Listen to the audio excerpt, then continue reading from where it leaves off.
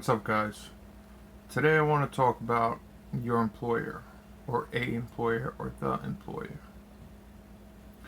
You go on an interview when you first get hired, and you tell them all about yourself and your skills and qualifications and why you should get hired. And then they sit there, they look at you in the eye, and they're like, okay, you're hired. This is how much we're going to pay you. 9 times out of the 10, your qualifications and your skill levels and anything else is not taken into consideration when they structure your pay.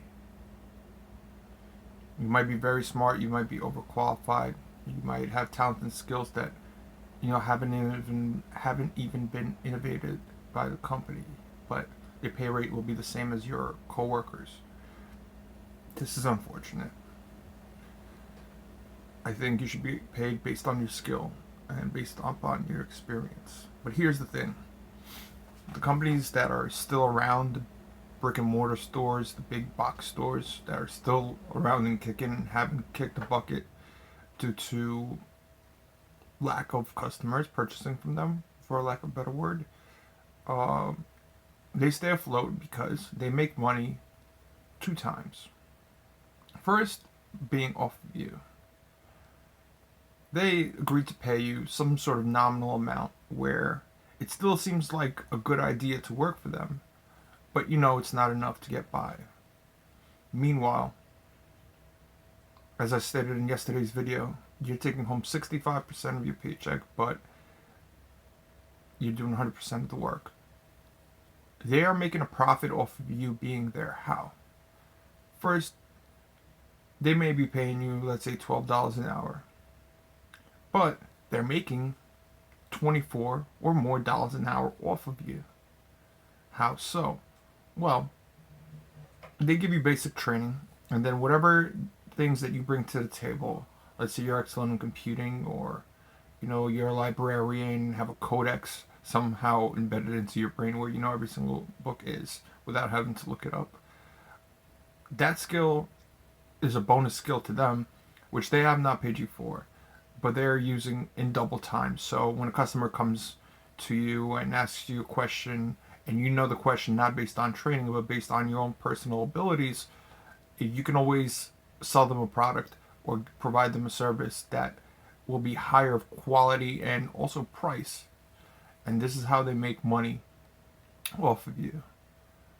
If you stuck to the book, if let's say you worked for a retailer, let's say Staples, and nothing wrong with Staples, but let's say you work for Staples and you provide a skill of, well, I'm really good at selling, plus I'm really good at inventory, plus I'm good with people. So a customer comes in, with a computer problem, you say, hey, I know how to fix this, I got this, and it wasn't in the training.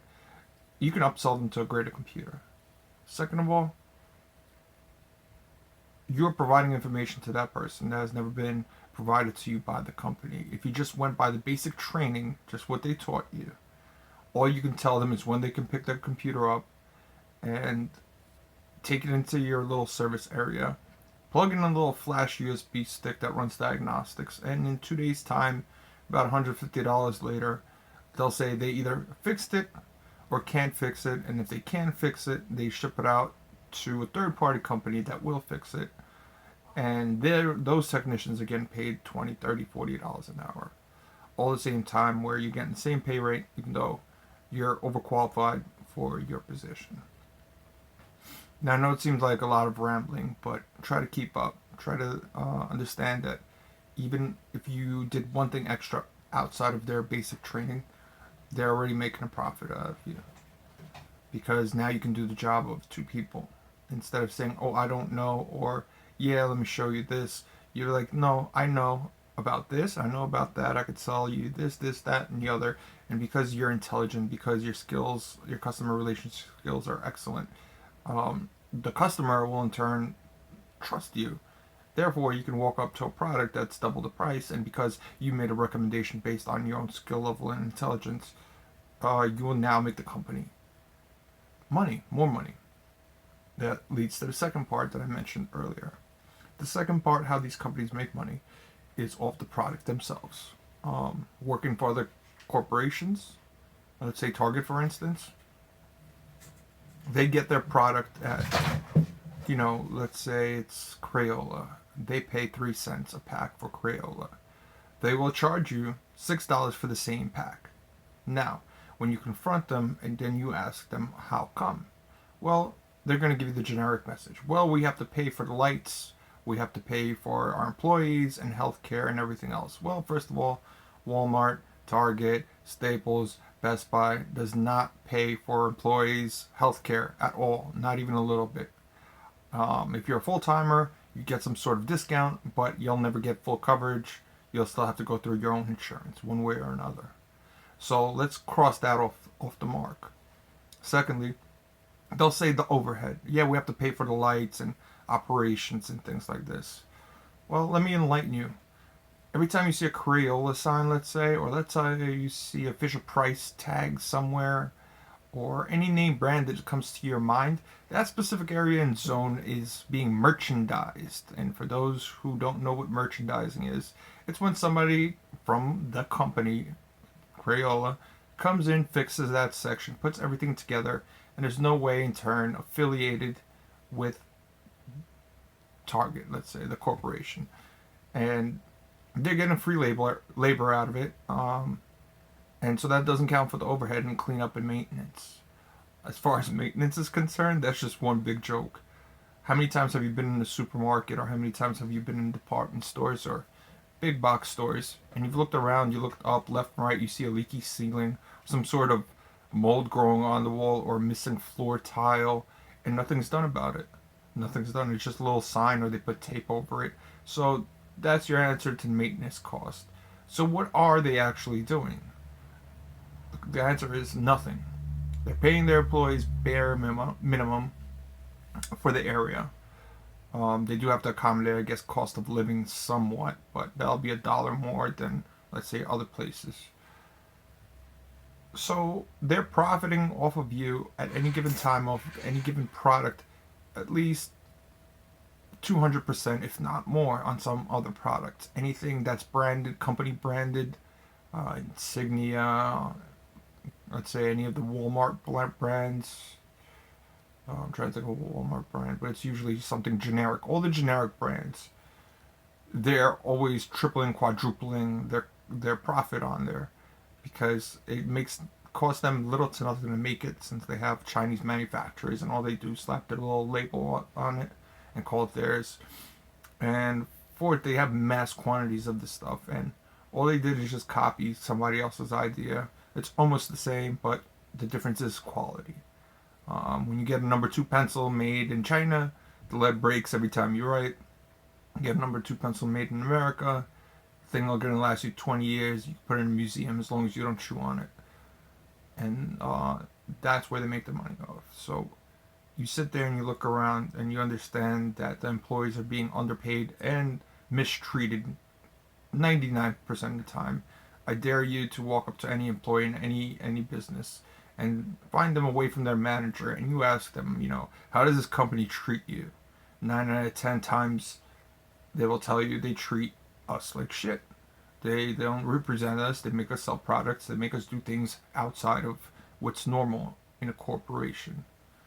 I'll probably get flack off this, but you know what? I'd rather spread the truth and knowledge to people than sit here like every other sheep out there and pretend that this is not going on. This is going on. So you choose to shop at these places. You choose to go in and be like, oh yeah, well, I'm going to buy this bread, or I'm going to buy this here in store because I don't trust people online, or I don't trust the internet. Okay, well, you're contributing to the bigger problem that goes on in these retail markets. You're supporting mistreatment of employees. You're supporting, if you will, slave labor, paid slave labor. You're supporting non-union shops where the employees don't have a say, and when employees do speak out and say something, they get terminated for speaking out because, they violated some sort of bylaw that has never been mentioned or shown to them. And so you're supporting that. As much as you want to say, oh, I don't want to buy from eBay, or I don't want to buy from Amazon, they treat their people like shit. Yeah, but your savings are passed on And sometimes those mom and pop companies will have nowhere to go. Will go to Amazon. The Amazon will pay a good, product provider a lot of money to sign on as long as they're selling it. As long as they provide the quantity and the reviews are there for them. Um, but it's better than going in. Imagine if you had your son or your daughter working at this retail place, any retail store, and you see them working and they come home every night and they tell you how horrible it is and how miserable they are, and you think just to brush it off they just hate their job, but no, the employers really will push you above and beyond what you were hired for just so that they can make the extra buck off of you. And this needs to stop. You need to really take a hold of yourself and value your personal time. I've always said this, and I've probably been saying this for at least maybe 10 years. Time is not a renewable resource. You cannot go to the time store and say, hey, let me buy the past 5 years back because I've been shitting it away at Pathmark. No, you cannot do that. You cannot buy time. So time is non-renewable, most valuable resource in the world. More valuable than any diamond or piece of gold, because you're only here one time to experience everything that the world has given you and has shown you. But yet you sell your time for pennies on the dollar. You're like, hey, okay, well, they said that I'm worth $8 an hour or $10 an hour, so I guess that's what it has to be, because quote unquote there are no jobs out there. I promise you that if you're not picky and you want to learn a trade or skill or something like this, there are plenty of jobs out there. It's just people don't want to work these jobs. They don't want to use their bodies and their minds to its fullest extent. But back to what I was saying, your time. Start valuing your time more and watch what happens. Because you can always use this as an interview and, see what the feedback is from the employer. Ask them, how much is your time worth? Instead of them telling you $10 an hour, just pause and have a quick question. How much is your time worth? And, they probably never heard it, so it'll take them a little bit to think. But when they say, let's say, okay, I think my time's worth $20 an hour, tell them that they're getting underpaid and explain to them that your time is more valuable than their time. Why? Because you cannot get it back. Every moment, even this 12, 13 minutes I'm using to talk about this, I'm not getting those back, but the message is more important. The message here in this video and what I want you guys to think about is that how do I get compensated properly for my time and my skills and my labor, instead of selling or just being comfortable in one place, but because you don't have to do anything beyond the expectations of what you have already set for yourself and for that employer. Think about what you're worth. And if you cannot get a job, and I know this is hard, there's a lot of people out there with kids and different situations and bills. Find something else to do with your time instead of selling it. And I'm not saying play video games, I'm not saying go out and do crazy stuff or drink or drug. Find something where your time can be put to the best of use on this planet for something positive. Volunteer, help people.